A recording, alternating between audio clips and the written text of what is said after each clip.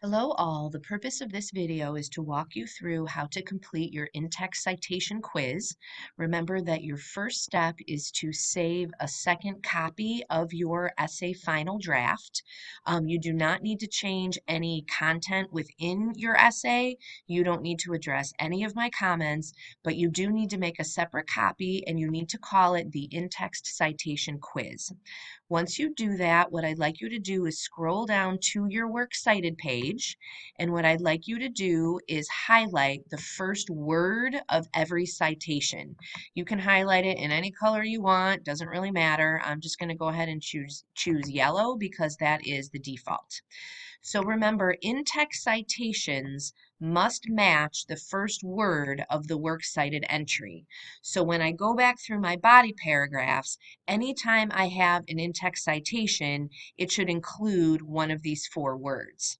So now what I do is I go back up to my body paragraphs and I start scanning to find my in-text citations. So I'm going to go ahead and in the body paragraph, I see that my first citation is this.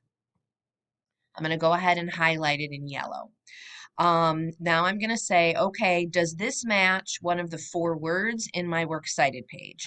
And I already know it doesn't because this is a URL and none of my citations start with a URL. So what I have to do is find where this URL appears in my works cited page, which I believe is this one, this second one. This is the first word that needs to appear within the parentheses.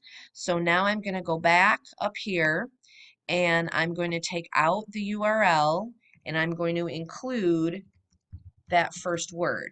Now, remember how article titles in MLA are always in quotation marks. Notice that is true here. Notice it is also true here.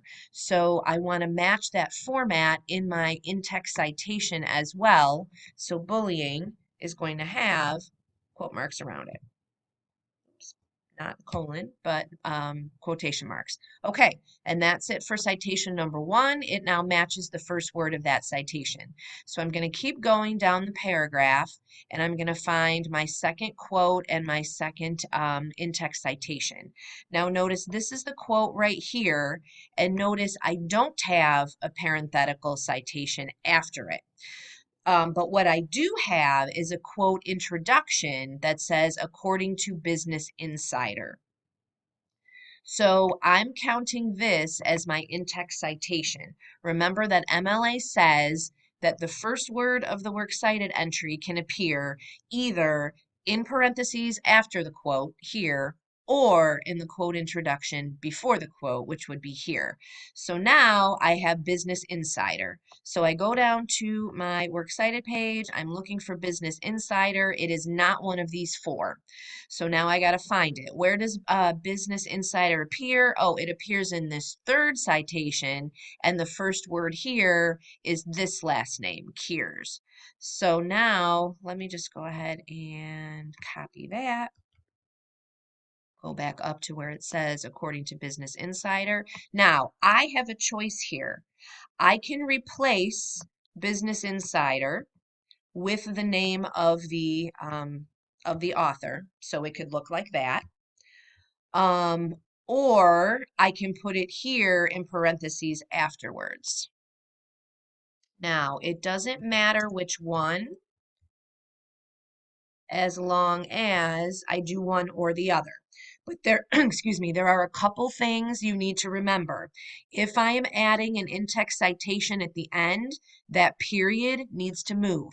Okay, the in-text citation goes with the quote. So the period actually appears after the quote, and then I take out the period within that quote mark. So now this would be punctuated correctly. If I am going to add the author name here to the quote introduction, remember that the very first time you mention any source anywhere in your paper, you must include the full name and not just the last name. So because this is the first time I'm mentioning this author, I would actually have to add his first name, which is Andy. Okay, so it doesn't matter which one of these you choose. You can choose the first one, in which case you would eliminate that parenthetical citation, or you would change the quote introduction, or leave it as Business Insider, and then add your author name there. So whatever you choose there, that's what would be true for the second quote. So now I've got 2 out of 4 done. I'm going to scroll down to the second body paragraph, and the next one here is going to be Newsweek. All right, I already know that doesn't match the first word of the citation. So I go down, I find Newsweek. Newsweek is right here, and the article name is Bennett. So I'm going to put Bennett here, and I have that. Now remember, my period needs to change, so I'm going to put that here at the end.